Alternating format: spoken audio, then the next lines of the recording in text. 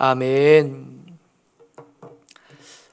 오늘 함께 나눌 말씀의 제목은 사자가 밖에 있다입니다. 여기서 사자는 그냥 사자예요. 무서운 짐승, 백수의 왕이라고 불리는 사자입니다.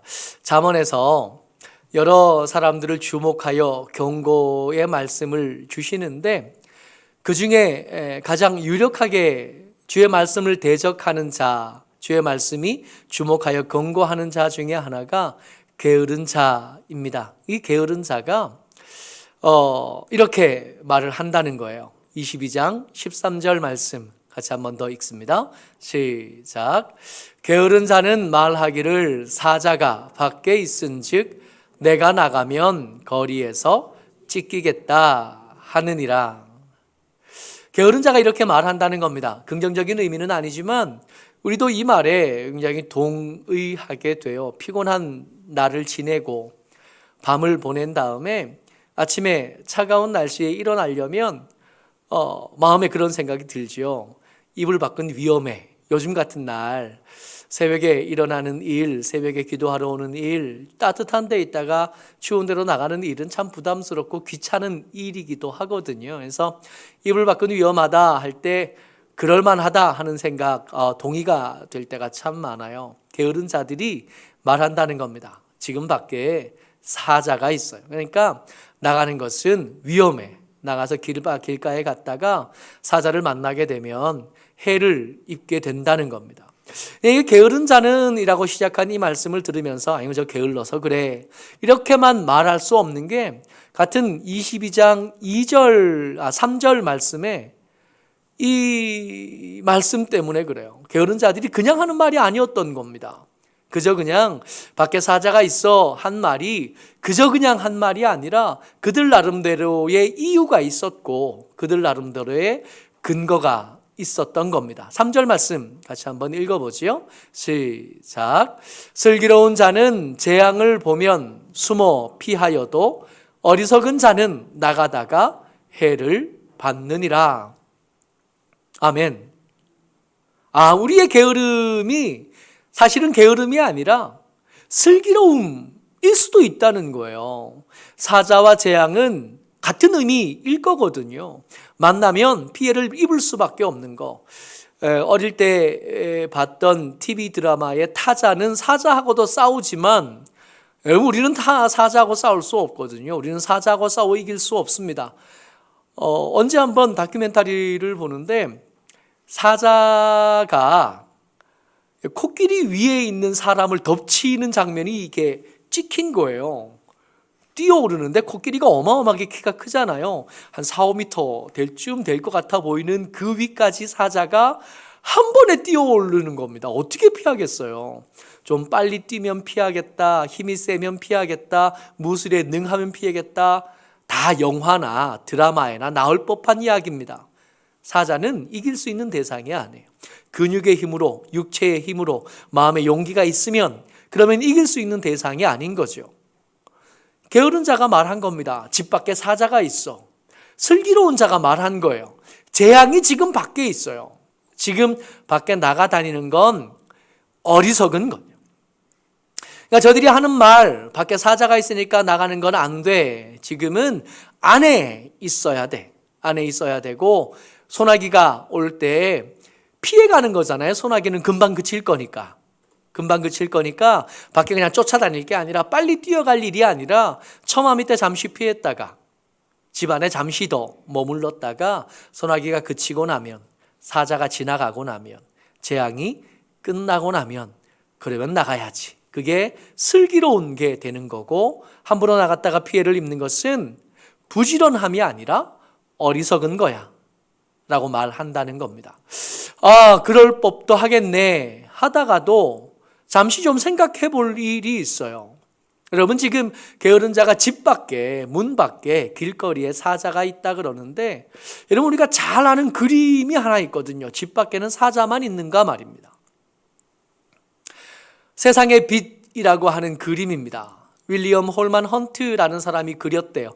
이 그림, 다른 버전의 그림이 참 많은데 그 모든 그림들 중에 제일 오래된 그림이 이거래요. 그러니까 아마 이 윌리엄 홀만 헌트가 그렸던 이 그림이 아마 제일 처음 시초인 것 같습니다. 이 그림의 특징이 뭐냐 하면 문이 닫혔는데 그 닫힌 문에 밖에서 열 수 있는 손잡이가 보이지 않아요.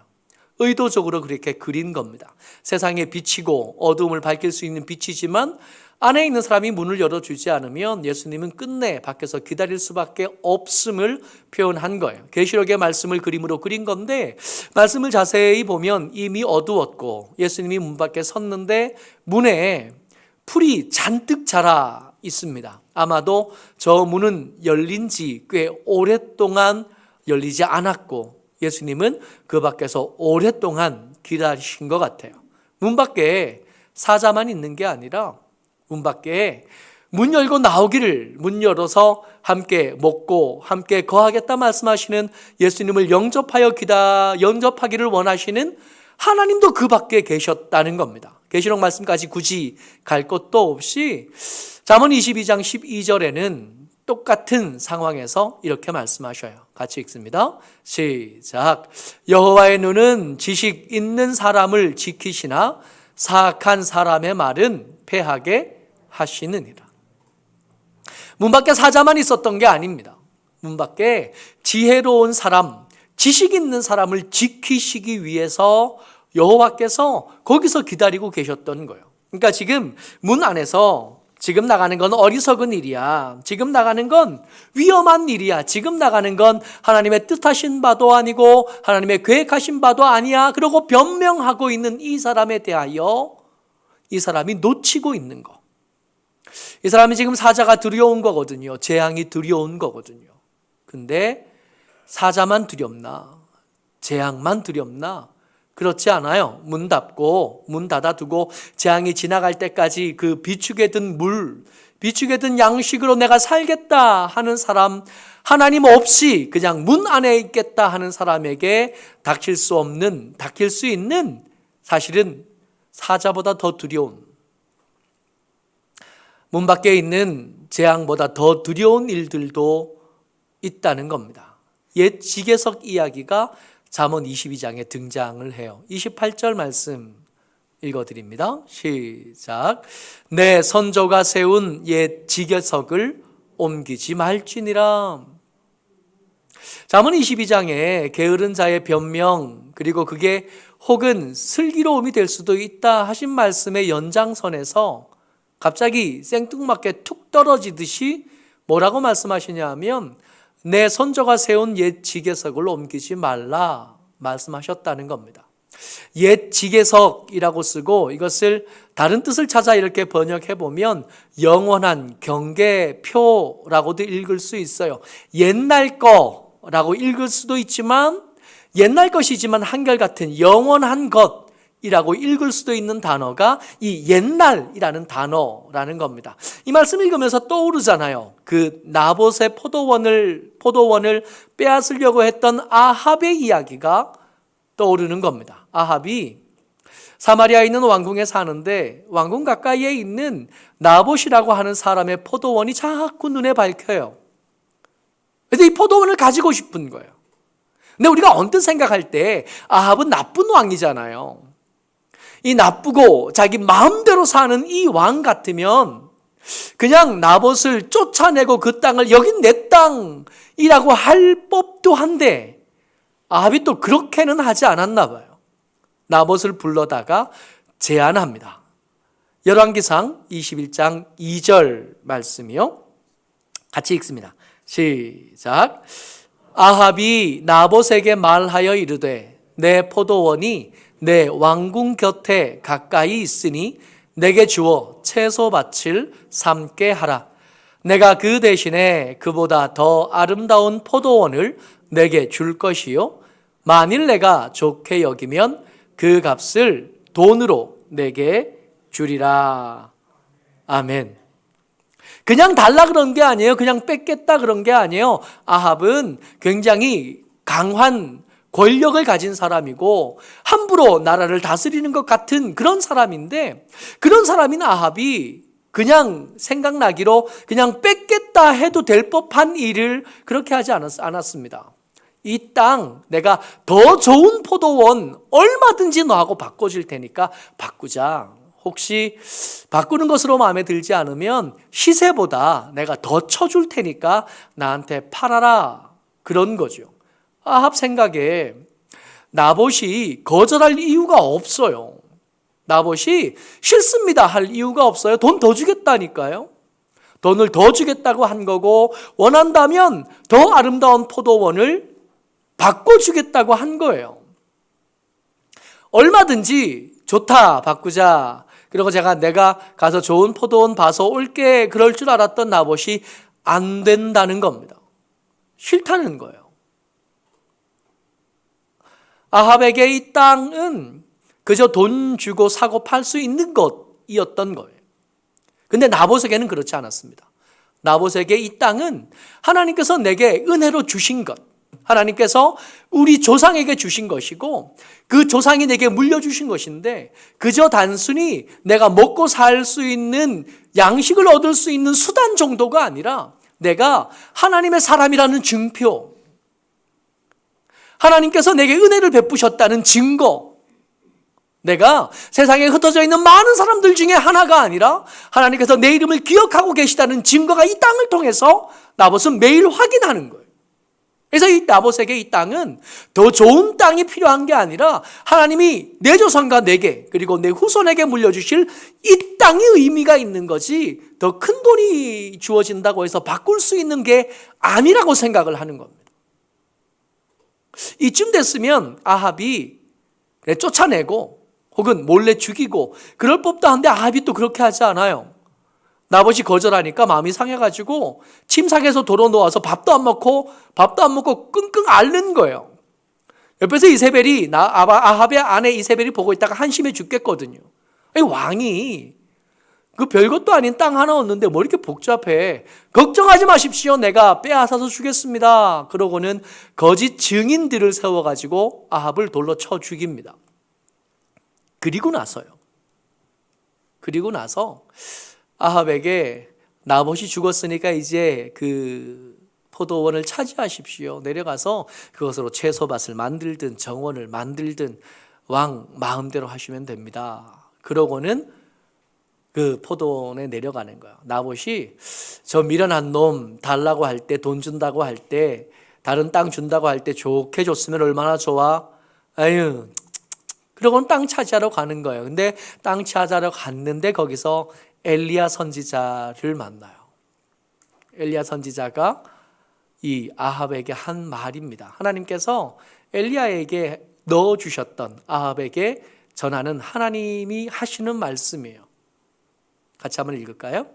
열왕기상 21장 19절 앞에 부분의 말씀입니다. 시작.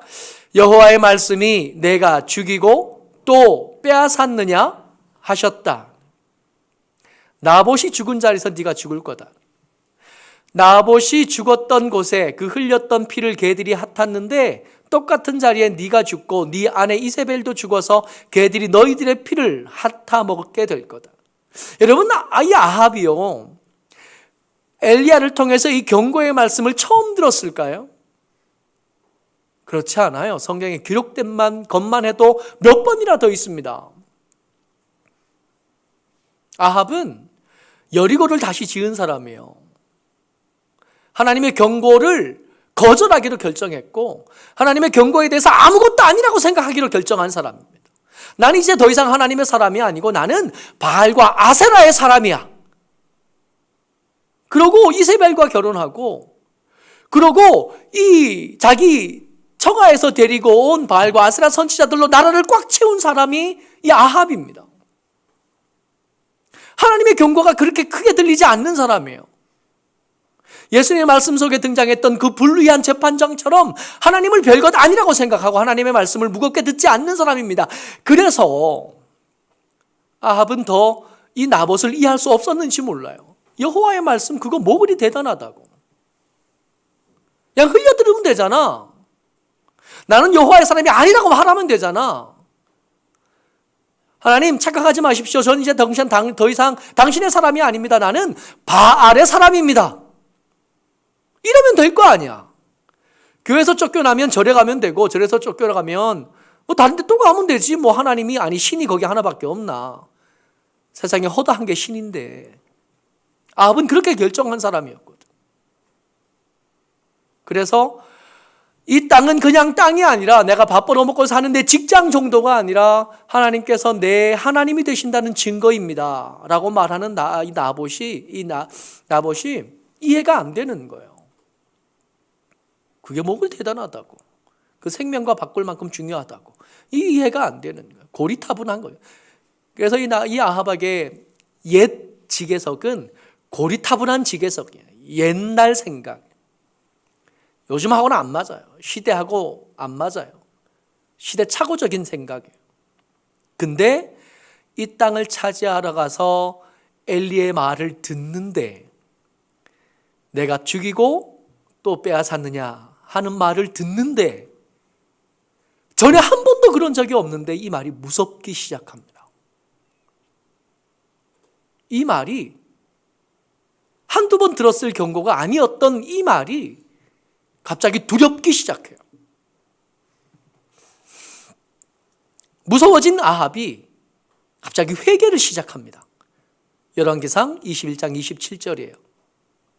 아합이 인생에 평생에 단 한순간 괜찮은 시기를 찾자면 이때밖에 없어요. 같이 읽습니다. 시작.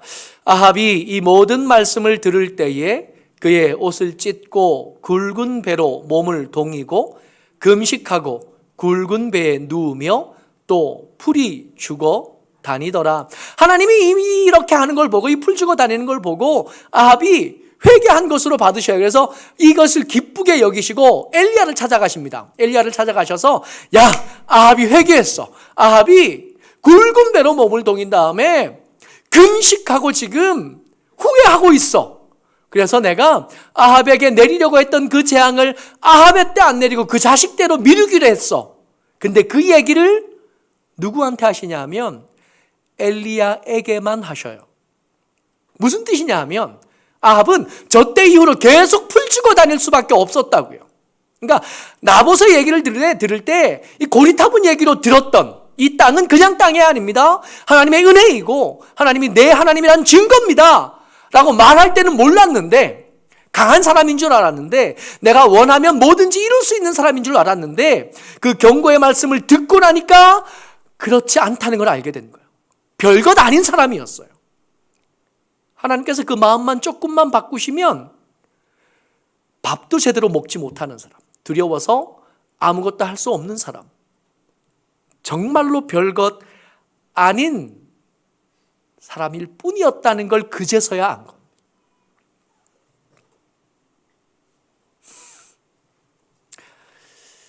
밖에 있는 사자만 두려운 게 아니에요. 밖에 있는 재앙만 두려운 게 아닙니다. 진짜 두려운 건 뭐냐면 예측에서가 없이, 하나님의 은혜 없이, 하나님의 기준 없이, 하나님의 말씀 없이 그냥 지 마음대로 사는 인생, 그 인생도 두렵기는 매 한 가지. 좀 더 하나님 없이 살면 내 마음대로 살 수 있을 것 같으나 결국 아합처럼 되거나 아합보다 못할 수밖에 없는 게 인생인 겁니다. 아합의 집 밖에 사자 없었어요. 재앙이 없었습니다. 그러나 여호와의 말씀이 그 들린 것, 하나님께서 그 마음을 움직여서 그게 두렵다 여겨지게 되고 나니까 일상이 안 되기 시작하는. 하나님께서 갑자기 마른 날에 벼락을 떨어뜨리신 게 아니에요. 땅이 흔들리거나 건물이 무너진 게 아닙니다. 그죠? 그 귀를 열어주시고 마음을 흔들어 놓으셨어요. 그랬더니 그 귀하고 자기의 권위를 드러내는 왕복을 벗을 수밖에 없었고, 그 진미를 먹을 수 없게 되었고, 풀주고 다닐 수밖에 없었던. 하나님께서 그것을 회개로 받으셨으나 이 아합에게 말씀해 주지 않으셨어요. 하나님께서 그렇게 금식하는 것을 귀하게 여기셨으나 아합에게 말씀해 주시지 않았어요. 무슨 뜻이냐면 계속 두려웠다는 거예요. 계속 무서웠다는 거예요. 계속 풀주고 다닐 수밖에 없었다는 거예요. 땅을 더 얻었지만 거기서 기른 채소로 된 음식을 제대로 먹을 수 없었다는 얘기입니다. 사자만 무서운 게 아니에요. 재앙만 무서운 게 아니에요. 하나님 없이 살아가는 그 인생 통째로 위태롭고 옛 지게석을 고리타분한 얘기로 듣는 그 인생 통째로 위태로울 수밖에 없는 겁니다. 자, 사자가 있잖아요. 없는 게 아니에요. 게으른 자들이 말하는 사자, 슬기로운 사람들이 말하는 밖에 재앙이 있습니다. 그런데 그냥 거기 안에 있는 게 대책이 아니란 것에 동의가 됐으니까 이제 그렇다면 이 재앙들, 이 사자 어떡할 거냐. 그냥 나가다니다가는 해를 입겠잖아요. 대책이 있어야겠는데 이 대책, 뭐가 대책이 되겠는가 말이에요. 출애굽기 19장 4절 말씀입니다. 이 말씀은 하나님께서 이스라엘 백성들을 출애굽시키셔서 한 3개월쯤 급한 걸음을 걸어가지고 시내산에 데려다 놓으신 다음에 그들과 언약식을 하기 전에 나는 네 하나님이 되고 너희들은 내 백성이 돼야 돼, 그러기로 약속하자고 언약식을 하기 직전에 하나님께서 자기 소개를 해 주신 거예요. 나는 이런 하나님이야. 같이 읽습니다. 시작. 내가 애굽 사람에게 어떻게 행하였음과 내가 어떻게 독수리 날개로 너희를 업어 내게로 인도하였음을 너희가 보았느니라. 여러분, 하나님께서 이스라엘 백성들이 시내산까지 데려다 놓기 위해서 뭘 하셨냐 하면 이 세계를 다스리는 애굽을 10가지 재앙으로 폭삭 주저앉히셨잖아요.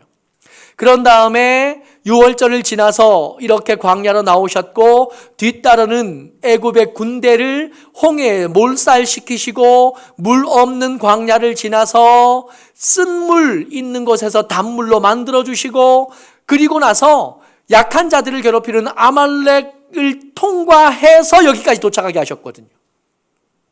사자라고 말할 만한 것들이 애굽에서 여기까지 오는 동안에 한두 개가 아니었던, 재앙이라고 말할 만한 것들이 그 3개월, 아니 그 한 1년 동안에 가득 차 있었다고요. 사자가 천지였고 재앙으로 가득 찬 시간들을 지나서 여기까지 온 거예요. 어떻게 해요? 그들이 전쟁에 익숙한 사람들이라서 광야에서 살아낼 수 있는 지혜와 기술이 있는 사람들이라서가 아니라 뭐라고 말씀하시냐면 나는 그 재앙, 모든 재앙을 이렇게 넘겨줄 수 있는 하나님이야 라고 말씀하시네요. 나는 너희들 숫자가 많지만 너희들 모두를 등에 업고 이 재앙을 뛰어넘을 수 있는 하나님이야 라고 소개한 거예요. 그리고 성경에는 이런 하나님의 내미신 손을 붙잡고 실제로 살아본 사람들의 고백들이 많이 기록되어 있는 중에 가장 유명한 고백 중에 하나가 시편 23편 5절입니다. 다윗이 하나님과 함께 인생을 살아본 다음에 하나님은 이런 분이셨어, 하나님은 내게 이런 분이셨어 라고 고백하는 장면이에요. 같이 읽습니다. 시작. 주께서 내 원수의 목전에서 내게 상을 차려주시고 기름을 내 머리에 부으셨으니 내 잔이 넘치나이다. 아멘. 다윗은 평생에 전쟁하는 사람이었습니다. 다윗은 평생에 전투하는 사람이었고 전투의 맨 앞에서 싸우는 사람이었어요. 근데 그렇게 싸울 때마다 매번 상대보다 내가 더 강했거나 상대보다 내가 숫자가 더 많았거나 상대보다 내가 더 유리한 지형에 있었거나 그러지 않았거든요. 질 수밖에 없는 상황 한두 번이 아니었고 그 사자에게 잡아먹힐 만한 상황 한두 번이 아니었고 그 재앙에 떠내려갈 만한 상황 한두 번이 아니었거든요. 그런데 안 죽었다는 거예요. 잡아먹히지 않았다는 거예요. 재앙에 삼켜지지 않았다는 거예요. 오히려 하나님은 어떤 분이셨냐 하면 그 적진 한가운데 그 창칼, 예리한 창칼들로 노려보고 있는 그 가운데 밥상 차려주시는 분이 하나님이셨대요. 우리 같으면 그 앞에서 상을 차려줘도 그 밥이 목으로 넘어가는지 코로 들어가는지도 모를 텐데 이게 한두 번 계속 반복되다 보니까 다윗도 그런가 보다 했나 봐요. 이번에도 또 넘겨주시겠지, 이번에도 이기게 해주시겠지, 이번에도 나를 등에 업어 이 사자를 넘어가도록 이 재앙을 지나가도록 하시겠지 하는 그런 담력이 마음속에 생겼나 봐요. 상 차려주시면 먹는 거예요. 이 밥 다 먹고 나면 전쟁이야 어떻게든 되겠지, 눈앞에 있는 위기야 어떻게든 되겠지 하는 막무가내 같은 이 믿음이 다윗에게 생겼나 봐요. 한두 번이 아니었거든. 밥상 차려주신 다음에 기름을 내 머리에 부으셨대요. 기름을 내 머리에 부으셨다는 게 무슨 뜻이냐면 얘 내 거야. 그리고 점 찍어 놓으신 거예요. 너희들의 칼이 날카롭고 너희들의 근육의 힘이 세지만 그따위 것들로 내 것, 내 사람, 내 아들, 내 백성들을 너희가 감히 어떻게 할 수 있는 건 아니야. 거기서 딱 기다려 다 밥 다 먹고 계속 싸우자 하셨던 하나님이 다윗에게 하나님이셨다. 문 밖에 있는 집 밖에 있는 사자와 재앙들을 위한 하나님의 대책이 뭐냐 하면 함께 가자입니다. 너무 단순하고 또 너무 간단하지만 이것처럼 완벽할 수가 없는 대책, 이거보다 더 완벽한 대책은 없는 거예요. 여러분, 역사상 사자들이 가장 큰 소리로 부르짖을 때, 재앙들이 가장 심각하고 가장 깊고 추운 새벽이었던 때가 예수님이 겟세마네 언덕에서 기도하던 때 아니겠어요? 그 기도가 끝나자마자 가룟 유다의 안내를 받은 헤롯의 병사들이 들이닥쳐 올 때잖아요. 그때 그 잡으려는 자들이 가까이 올 때쯤 예수님께서 기도도 제대로 안 하고 잠만 자던 제자들을 향하여 말씀하신 게 마태복음 26장 46절, 그리고 똑같은 말씀이 마가복음 14장 42절에 똑같은 말씀이 기록되어 있어요. 한 글자도 틀리지 않고 똑같은 말씀으로 기록되었습니다. 같이 읽어봐요. 시작. 일어나라, 함께 가자. 보라, 나를 파는 자가 가까이 왔느니라. 새벽인데 가장 어두운 새벽이 저때이지 않겠어요? 사자가 가장 사납게 부르짖는 때가 저때였을 텐데, 그때를 향하여 예수님 뭐라고 말씀하셨냐면 그 잠들었던 그 제자들, 제대로 한시도 깨어있지 못한다고 구박받던 그 제자들을 향하여, 이 사자들이 닥쳐오는 그때를 향하여 예수님 뭐라 그러시냐면 함께 가자 그러죠. 함께 가면 이길 수 있는. 저때 제자들이 그럴듯하게 기도하고 통성으로 기도하고 확신을 가지고 기도했다면 그렇게 기도하는 사람만 되겠나 싶은데, 정말 감사하게도 제자들이 그때 기도할 때 그렇지 하지 않았어요. 참 한심한 모습으로 꼭 우리처럼 기도했거든요. 기도하다가 자고, 예배드리다가 자고, 한다 그래놓고 그런 자꾸 빼먹고. 여러분, 기도 제목 내주신 거에 성경 한 번은 꼭 읽겠습니다. 기도하는 한 해가 되겠습니다. 하나님께 한 걸음 더 다가가는 해가 되겠습니다. 이런 거 다 써놓으셨잖아요. 근데 한 걸음 더 오고 계셔요? 꼭 우리 같은 제자들이었거든요. 꼭 우리 같은 못난 제자들이었는데, 역사상 가장 흉악한 사자가 눈앞에 올 때 예수님 그 제자들에게 뭐라고 말씀하셨냐면 같이 가자 그랬어요. 함께 가자. 그러면 된다고. 그러니까 사자를 이기는 방법은 집 안에 있는 있는 게 아니에요. 재앙을 견뎌내는 방법은 집 안에 문 닫아놓고 거기서 물 떨어지기 전에 재앙이 지나가야 될 텐데 그러고 있는 게 아니라 하나님께서 내밀어 주신 손을 잡고 함께 가면 된다 여기신 거고, 이게 가장 확실한 대책이다 말씀하여 주셨던 겁니다. 아가서에는 이 말씀, 이 함께 가자 한 말씀이 더 아름답게 기록되어져 있습니다. 아가는 사랑의 노래잖아요. 이 사랑의 노래가 이 솔로몬과 술람미 여인의 사랑의 노래로 들을 게 아니라 하나님과 여러분들과 저 함께 가기를 원하시는 우리를 향하여 하나님께서 부르시는 노래, 우리가 불러야 할 하나님을 향한 사랑의 노래인데, 이 아가서 2장 13절 말씀이요. 같이 한번 읽어봅니다. 시작. 무화과 나무에는 푸른 열매가 익었고 포도나무는 꽃을 피워 향기를 토하는구나. 나의 사랑, 나의 어여쁜 자야, 일어나서 함께 가자. 아멘. 사자 무섭죠. 재앙도 무섭고 두렵습니다. 그러나 그렇게 무섭다고 문 닫고 집 안에만 있어가지고 될 일이 아닌 거예요. 하책도 못 되고 대책이라고 부르기도 민망합니다.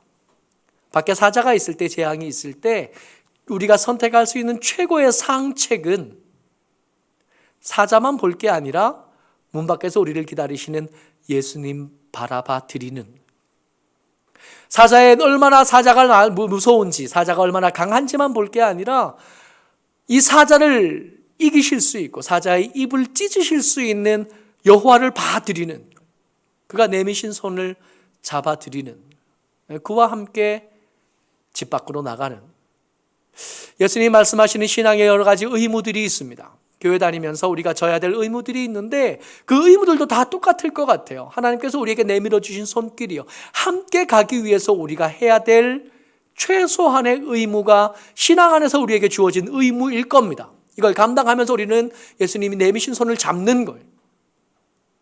함께 가자 부르시는 예수님의 음성에 아멘 하는 거예요.